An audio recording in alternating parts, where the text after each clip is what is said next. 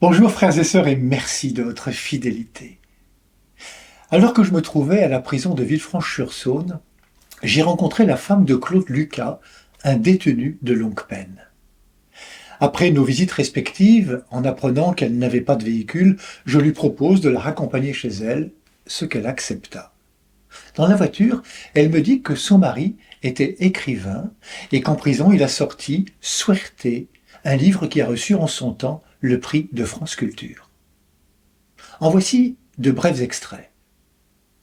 On continuera de s'épanouir dans les geôles républicaines sensiblement améliorées par des innovations du genre télévision dans les cellules, parloirs libres et autres machins.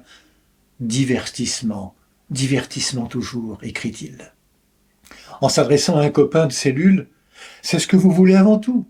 C'est continuer à vivre comme si de rien n'était. Vous voulez seulement y être bien. En lisant ces lignes, je me disais que ce que dit Claude Lucas depuis sa cellule de prison est malheureusement vrai pour beaucoup qui vivent ouvertement dans notre monde. Ce ne sont pas seulement les murs qui font les prisons. Que dire quand on ne peut manger à sa faim et ne pas nourrir sa famille? Que dire quand on possède un handicap, une différence qui nous coupe d'une vie normale? Que dire quand on ne peut exprimer vraiment ce que l'on sent parce que nous n'avons pas le vocabulaire ou l'éducation?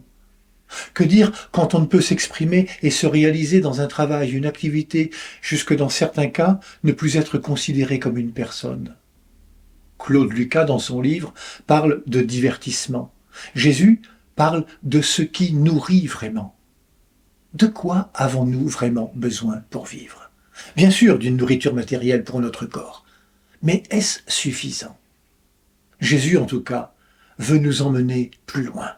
Il veut nous emmener sur l'autre rive. Il nous amène à des déplacements. Il veut nous faire prendre conscience de nos faims et de nos soifs les plus profondes. Il le fait en nous interpellant. Travailler, non pas pour la nourriture qui se perd, mais pour la nourriture qui demeure jusque dans la vie éternelle.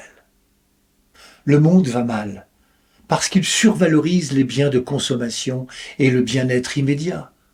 Mais pour Jésus, nous sommes bien plus que des consommateurs. Et là, sur l'autre rive, Jésus va essayer de nous faire comprendre qu'il y a dans l'être humain une autre préoccupation, un besoin plus important que celui de manger ou d'être en bonne santé. Un besoin essentiel sans lequel on n'est pas grand-chose. Le besoin d'être aimé, le besoin d'être reconnu. Vous savez ce que disait le curé d'Ars? Mes enfants, le trésor d'un chrétien n'est pas sur la terre, il est dans le ciel.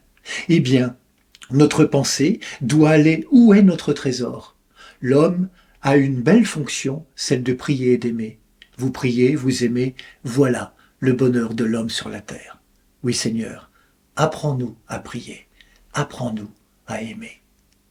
Nous voilà rassemblés en ce premier jour de la semaine, et nous sommes avec celui qui dit « Celui qui vient à moi n'aura plus jamais faim, celui qui croit en moi n'aura plus jamais soif. » Il se présente à nous comme l'envoyé de Dieu, comme le pain de vie. Il nous invite à mettre en lui notre foi. L'œuvre de Dieu, c'est que vous croyez en celui qui l'a envoyé. La foi, c'est croire en Jésus comme en notre nourriture, indispensable à notre vie. Si jadis beaucoup ont rencontré Jésus personnellement, où pouvons-nous le rencontrer aujourd'hui? N'est-ce pas lui qui nous a dit « Je suis avec vous tous les jours » ? Il est là, dans les événements humbles de notre quotidien. Il est là quand nous lisons et partageons une parole d'évangile. C'est lui que nous rencontrons. Il est là quand nous nous réunissons en son nom. Il est invisiblement au milieu de nous. Il est là dans l'Eucharistie. C'est le don de lui-même, du pain de vie que nous recevons. Il est là aussi quand s'accomplit un geste d'amour, de bienveillance, de respect, de pardon, de solidarité, de partage.